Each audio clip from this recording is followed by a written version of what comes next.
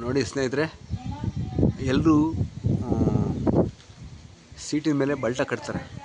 Seat ಹಾಕ್ಬಿಟ್ಟು ಬಲ್ಟ ಕಟ್ತಾರೆ. ಬಲ್ಟ ಕಟ್ಟಿದ್ರೆ ಮಾತ್ರ ಬಿಗಿ ಇರುತ್ತೆ. ನಾವು ಬಲ್ಟ ಕಟ್ಟಿದ್ರೆ ಇದು ಚೆನ್ನಾಗಿ ಕಾಣಲ್ಲ ಅಂತ ಹೇಳ್ಬಿಟ್ಟು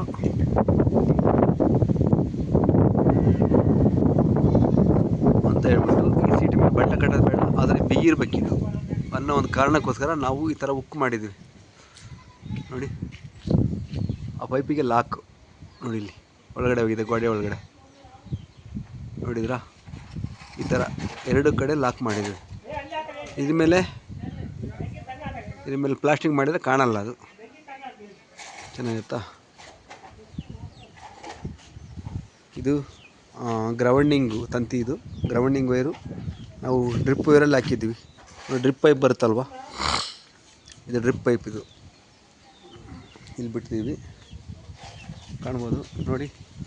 ಅದು ಕಾಣಲ್ಲ, ಈ ಕಡೆ ಗಿಲವಾಗಿದೆ. ಅದೇ ಥರ ಲಾಕ್ ಮಾಡಿ